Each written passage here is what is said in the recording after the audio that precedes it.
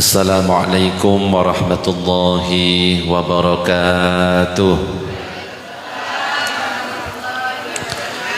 Bismillah walhamdulillah wassalatu wassalamu ala rasulillah Sayyidina Muhammad ibn Abdillah wa ala alihi wa sahbihi wa man walah, la hawla wa la quwata illa billah, amma ba'du. نوينا التعلم والتعليم والتذكر والتذكير والنفع والانتفاع والإفادة والاستفادة والحث على تمسك بكتاب الله وسنة رسوله والدعاء إلى الهدى والدلالة على الخير وابتغاء وجه الله مرضاته وقربه وثوابه سبحانه وتعالى إلى حضرة النبي المصطفى محمد صلى الله عليه وسلم. الفاتحة. أعوذ بالله من الشيطان الرجيم. بسم الله الرحمن الرحيم. الحمد لله رب العالمين الرحمن الرحيم مالك يوم الدين. إياك نعبد وإياك نستعين. اهدنا الصراط المستقيم صراط الذين أنعمت عليهم غير المغضوب عليهم ولا الضالين. Amin. Para jamaah, Bapak Ibu yang dirahmati oleh Allah, alhamdulillah pada kesempatan malam ini kita masih diberikan kesehatan oleh Allah, masih diberikan kesempatan untuk bisa ngaji bareng, sholawatan bareng, ngumpul bareng. Mudah-mudahan dengan berkah hadirnya kita di majlis ini, hajat-hajat kita dikabulkan oleh Allah Subhanahu wa taala. Mudah-mudahan rizki kita dilancarkan oleh Allah Subhanahu wa taala. Mudah-mudahan dosa-dosa kita diampuni oleh Allah. Mudah-mudahan utang-utang kita lunas semuanya. Amin ya rabbal alamin. Para jamaah, Bapak Ibu yang dirahmati oleh Allah, masih rame, belum bisa dilanjut. Yang rame tak doakan pulang-pulang sandalnya ketuker. Makanya fokus. Oke, Allahumma shalli ala sayyidina Muhammad. Oke, kita mulai. Para jamaah, Bapak Ibu yang dirahmati oleh Allah, biasanya ketika berhubungan dengan kesehatan badan, kesehatan fisik, kita itu sikapnya luar biasa. Badan sakit langsung beli obat, kepala pusing dikit langsung istirahat. Intinya kalau berhubungan dengan badan kita, berhubungan dengan fisik kita, maka kita akan menanganinya secara langsung tanpa ditunda. Tetapi ada satu hal yang sering kita abaikan, yaitu kesehatan hati. Padahal kalau badan sakit itu cuma sebentar dan terasanya hanya di dunia. Tetapi kalau yang sakit itu hati, sakitnya tidak hanya di dunia tapi juga dibawa ke akhirat. Makanya di dalam Al-Quran itu jelas disebutkan dalam surat Al-Baqarah ayat 10, diikuti bersama-sama. Fi qulubihim maradun fazadahumullahu marada. Dalam hati mereka ada penyakit, lalu Allah tambahkan penyakitnya. Jadi penyakit itu tidak hanya pada fisik atau badan kita. Bukan hanya demam yang membuat badan kita panas, batuk yang membuat tenggorokan kita sakit, bukan hanya itu. Tapi penyakit itu ada yang terjadi pada hati kita, penyakit yang terjadi pada jiwa kita. Contohnya apa penyakit hati itu? Contohnya iri, dengki, ngelihat tetangga beli kompor, dia yang kepanasan. Ngelihat tetangga yang beli kulkas, dia yang kedinginan. Akhirnya tersiksa, ngomongi orang terus tiap hari, iri, dengki, riya. Sholat ya, kalau di depannya orang Allahu Akbar, sampai makhorijul hurufnya itu sampai lebih. Tapi kalau nggak ada orang, yang dibaca cuma Al-Ikhlas, Bismillahirrahmanirrahim, amin, Allahu Akbar, Allahu Akbar. Kalau dibacanya panjang, yang diimami adalah sholat maghrib, dienak-enakan, Bismillahirrahmanirrahim. Tapi kalau sholat duhur langsung Allahu Akbar, Allahu Akbar. Bahaya kalau kayak gitu, iri, dengki, riya, sombong, ujub dan lain sebagainya. Yang bahaya itu, kenapa kok bisa bahaya? Penyakit hati nggak terasa sakit, nggak sama seperti penyakit fisik. Nah, kalau kita panas, ya kita merasa. Kalau kita terluka, ya terasa. Tapi kalau penyakit hati, nggak ada rasanya. Nggak demam juga, nggak pakai batuk dan lain sebagainya. Makanya banyak orang yang nggak sadar. Allahumma sholli ala Sayyidina Muhammad. Jadi yang namanya hati itu seperti pusat kendali. Kalau hatinya rusak, maka otomatis ucapannya rusak, perilakunya rusak. Makanya ibaratnya kita menuangkan teko. Tahu teko? Yang berisi susu, maka ketika kita tuangkan yang keluar adalah susu. Kalau teko itu ternyata kita isi teh, yang keluar adalah teh. Makanya kalau pengen melihat hatinya seseorang itu baik atau tidak, dilihat dari ucapannya. Kalau ucapannya nyerocos kemana-mana, nyakiti orang, menghina, bahkan doakan orang mati, itu berarti tanda hatinya busuk. Allahumma sholli ala Sayyidina Muhammad. Sing punya hati busuk wonge teko mana pojok yo iki. Allahumma sholli ala Sayyidina Muhammad. Makanya dalam pembahasan sebelumnya saya bahas sebuah hadis Nabi, ala wa inna fil jasadi mudghah idza salahat salahal jasadu kulluh wa idza fasadat fasadal jasadu kulluh ala wahiyal qalbu. Ketahuilah sesungguhnya dalam tubuh itu ada segumpal daging, jika baik, baik seluruh tubuhnya. Jika buruk, jika rusak, rusak seluruh tubuhnya. Daging itu adalah apa?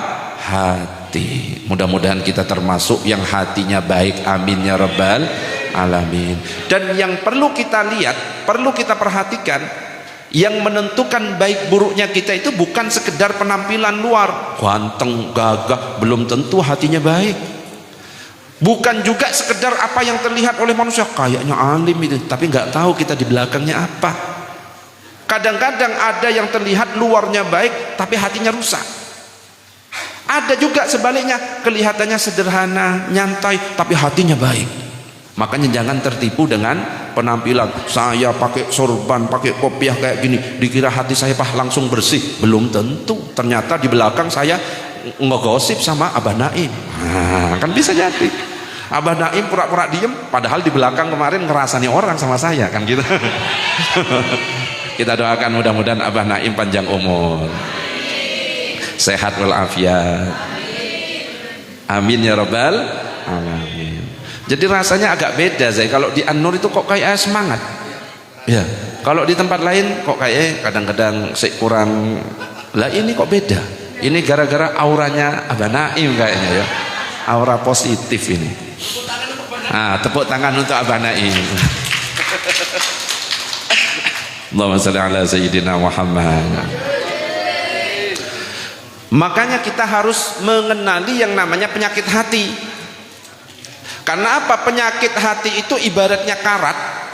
Ya, awalnya karat itu kecil, dibiarkan karatnya tambah melebar, tambah kemana-mana karatnya itu. Begitu juga dengan hati kita. Awalnya cuma saya kurang suka sama orang ini, besoknya sudah berubah, gak seneng saya sama orang itu. Besoknya lagi berubah, benci saya sama orang itu. Besoknya tambah lagi dengki akhirnya kepada orang itu. Didoakan yang buruk-buruk terus. Hati-hati kalau kita mendoakan orang lain dengan doa yang buruk, doa buruk itu kembali kepada kita.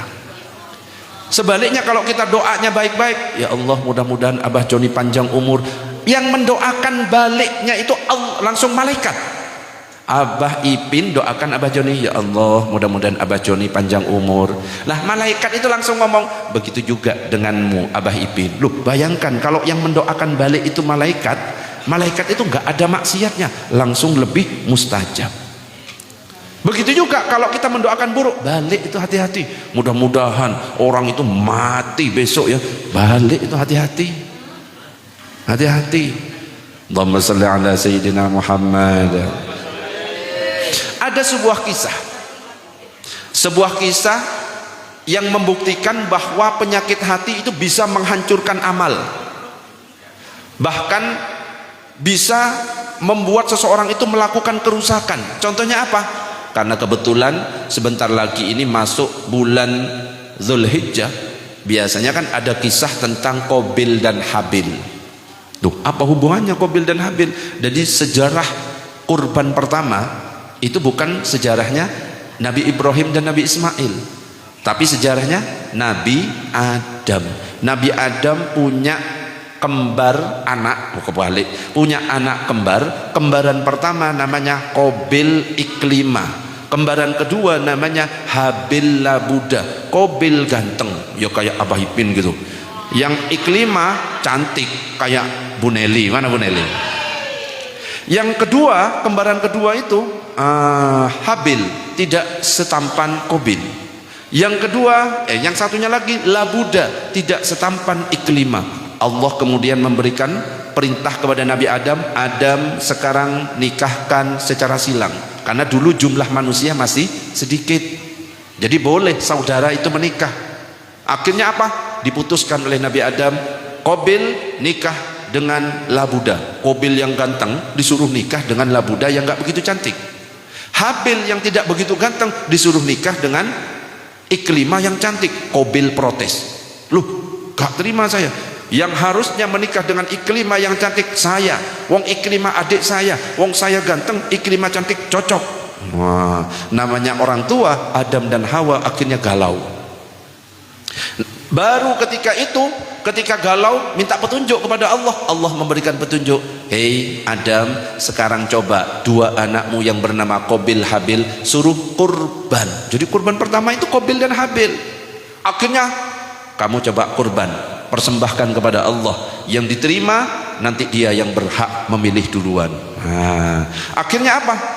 Qabil dia seorang petani, nyiapkan hasil pertaniannya, tapi yang disiapkan ternyata hasil pertanian yang buruk. Tanamannya layu, buah-buahannya busuk, bunga-bunganya layu. Intinya pertanian yang buruk. Berbeda dengan Habil. Kalau Habil seorang peternak langsung menyiapkan hasil ternak yang sempurna. Kambing gibas jantan warna putih bertanduk gagah. Ya kalau kita gambarkan di sini itu kayak Rofik lah. Enggak, mana Rofik? Mana Rofik? Akhirnya singkat cerita dipersembahkan. Ternyata yang diterima itu siapa? Kurbannya Habil. Allah memerintahkan kepada malaikat Jibril, Jibril simpan kurbannya Habil di langit, dan itulah yang nanti akan menggantikan Nabi Ismail. Jadi ada sambungannya. Ketika Nabi Ismail mau disembelih, diganti dengan kambing gibasnya milik Habil. Akhirnya muncul rasa iri, dengki, gak terima. Nah, ini penyakit hati.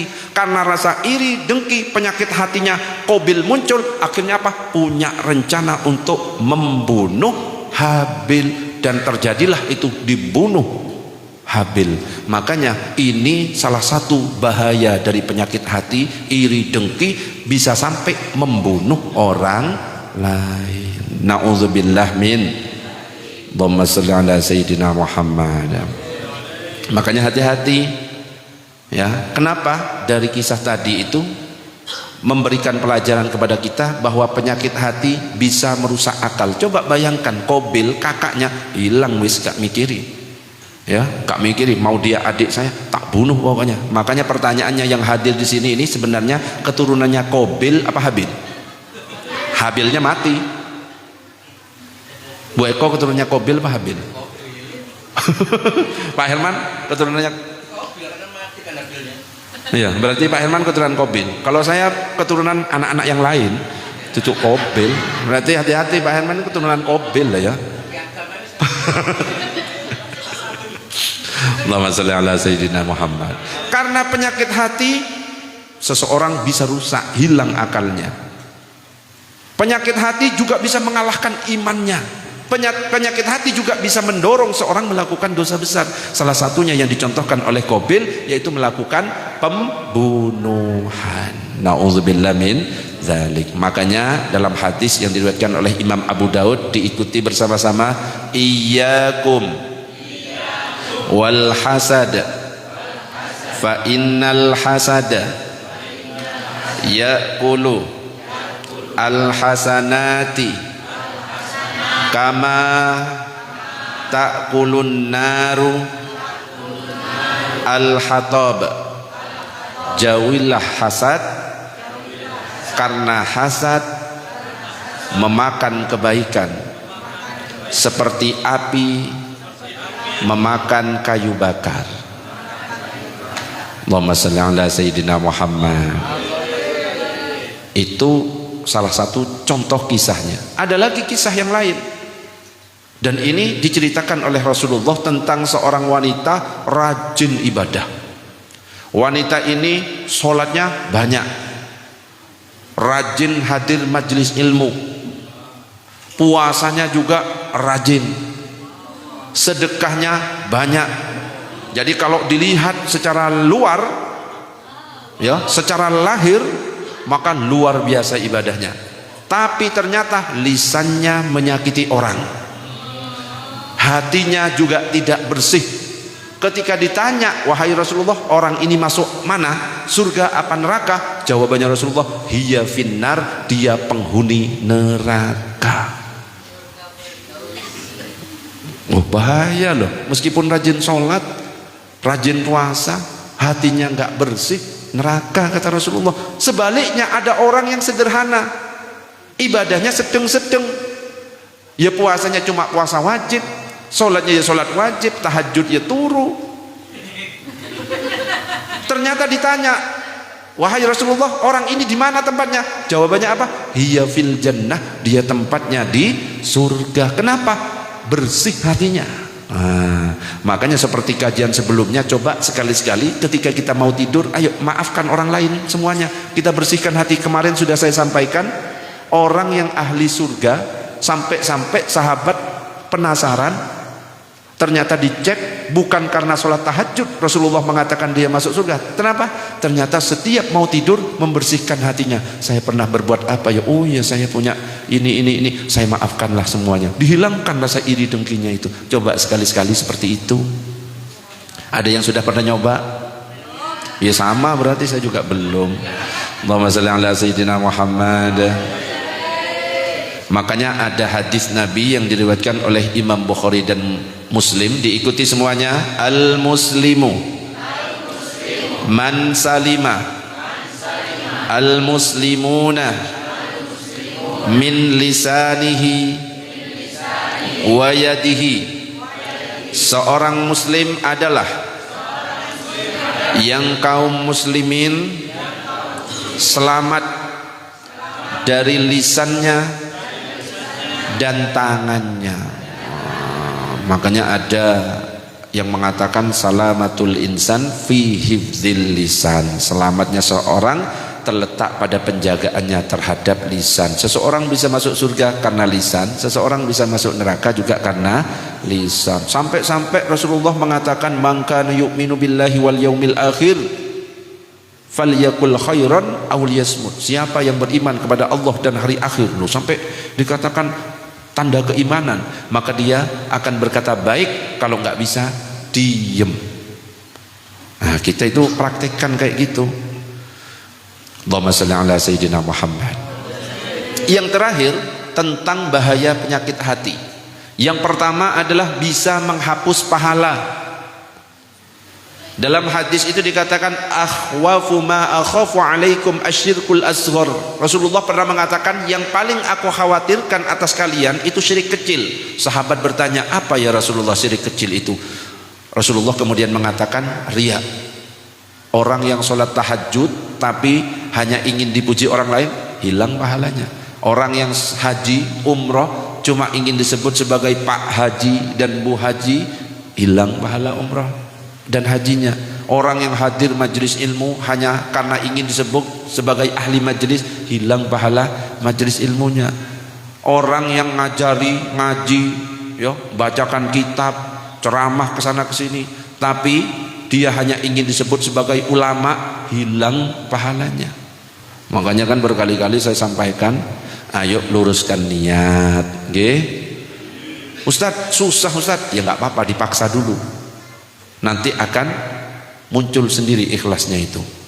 Kalau misalkan ada kota infak, ya kota infak jalan misalkan, yang terbaik itu ditutup atau langsung aja, atau tutup. Kalau misalkan ada pengumuman infak disebut namanya, misalkan Abah Ipin 1 juta, atau cukup hamba Allah 1 juta. Hamba Allah atau langsung Abah Ipin?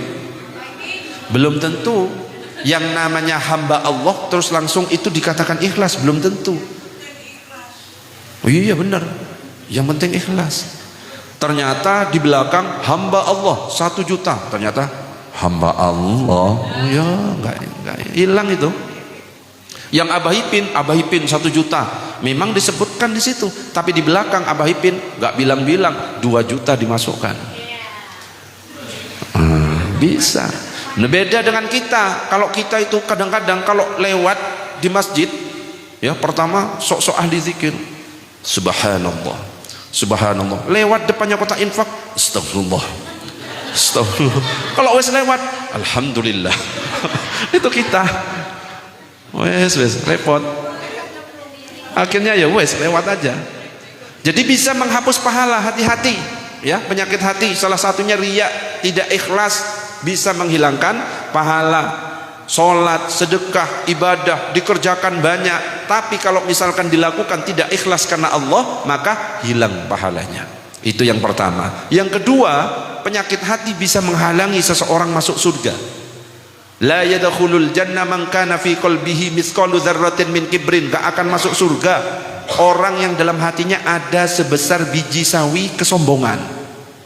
Kemudian ada sahabat itu ngomong, ya Rasulullah, ada orang yang pakaiannya selalu bagus, dandan, ganteng, cantik, tapi ternyata Rasulullah itu gak mengatakan itu bukan sombong. Kita itu salah pengertian sombong. Dikira kalau ada orang pakai mobil, ya rumahnya 2, lantainya 3, hijau semuanya, sekarang direnovasi, mobilnya Sienta, terus dikira itu sombong. Enggak, bukan gitu. Justru Allah suka kepada keindahan. Kalau bisa bawa semuanya, ya. Kalau kita mau ngaji, tunjukkan kalau orang Islam itu sejahtera. Jangan cuma jalan pakai baju lusuh, jangan, pakai yang terbaik. Harga batik 600.000 baru ini. Loh, ini bukan tujuannya pamer, tujuannya apa? Ya biar diketahui. Loh enggak, memang harus tampil luar biasa. Kalau bisa berangkat itu mobil dipakai meskipun nyewa. Sepeda motor yang terbaik.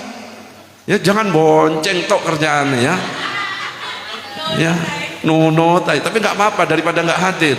Yang terbaik, baju yang terbaik. Loh kayak gini kan bagus semuanya itu. Kopiah yang terbaik, di sini ono coklatnya dipakai. Harus yang terbaik. Kalau perlu punya jasnya dipakai 700.000. Jasnya dipakai. Kalau punya pantofel Abah Ipin, pakai. Kalau perlu dasi kupu-kupu, pakai. Loh, itu menunjukkan apa? Kita itu menghargai, memuliakan majelis ilmu. Ya. Selasa yang lalu pakainya hijau, Selasa depannya hijau mana? Gak salin. Kalau bisa gonta-ganti kayak ibu-ibu, sekarang warnanya putih, ikut kopiah itu ya. Jilbab itu warna apa? Pink, ungu tak itu.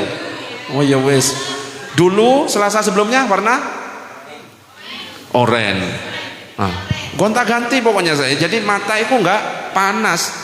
Ya. Nek ngelihat Abah Ipin kemarin kayaknya hijau ini kayaknya. Sekarang kok hijau mana? Minggu kemarin ngaji di Baitur Rahman ya hijau. Enggak, hijaunya yang lain, bukan yang itu. Allahumma shalli ala sayyidina Muhammad. Yang ketiga, orang yang punya penyakit hati, hidupnya nggak akan tenang. Jadi orang yang hatinya itu penuh rasa iri, sebenarnya dia itu secara tidak langsung menyiksa dirinya sendiri. Kenapa? Melihat orang lain bahagia, dia kayaknya sekarat.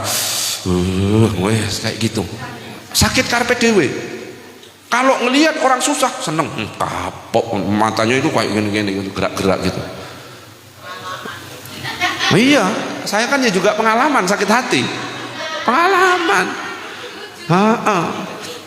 Pengalaman kalau saya sakit hati. Loh, Ustadz dikira nggak sakit hati, sakit hati. Dikira nggak sakit hati.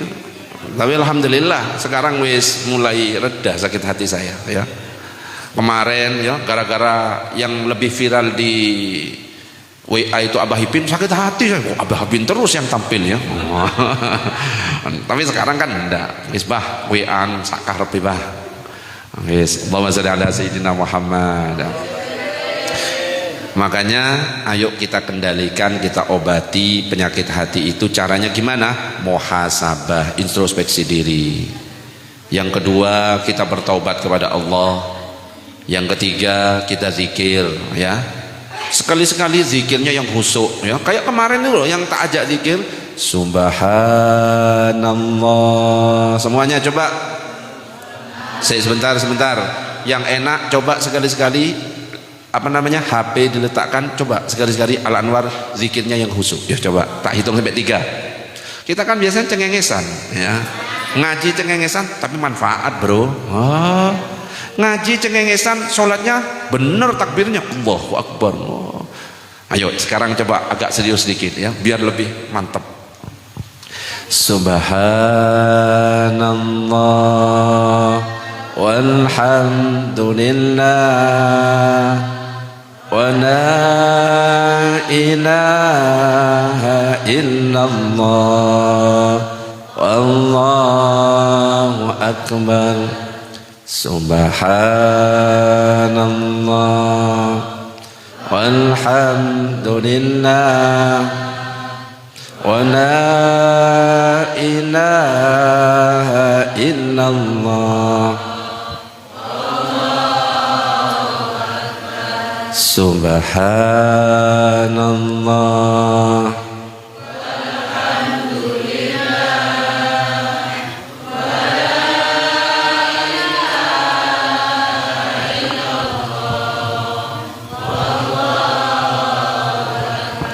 kuncine lawang suwarga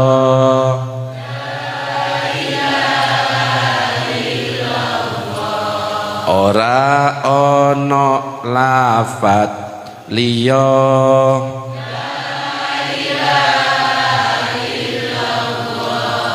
kuncine lawang suwarga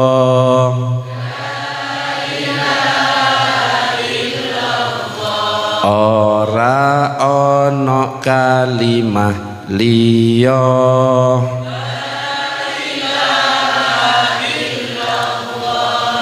la ilaha illallah la ilaha illallah la ilaha illallah Muhammadur Rasulullah la ilaha illallah la ilaha illallah la ilaha illallah Muhammadur Rasulullah la ilaha illallah la ilaha illallah la ilaha illallah Muhammad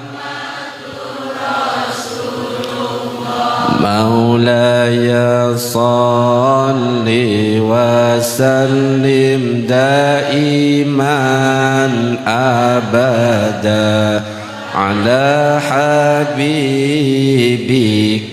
khairil khalqi kullihim huwal الذي ترجى شفاعته لهول من الأهوال مقتحم يا ربي بلغ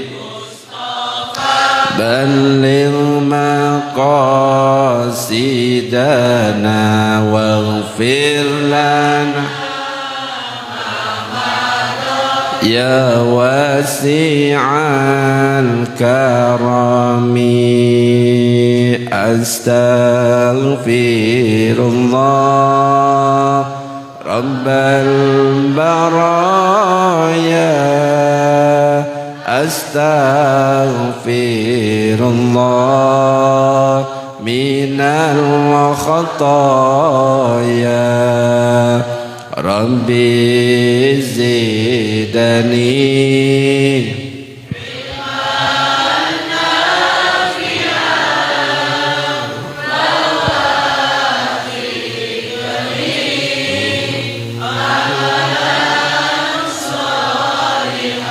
أستغفر الله العظيم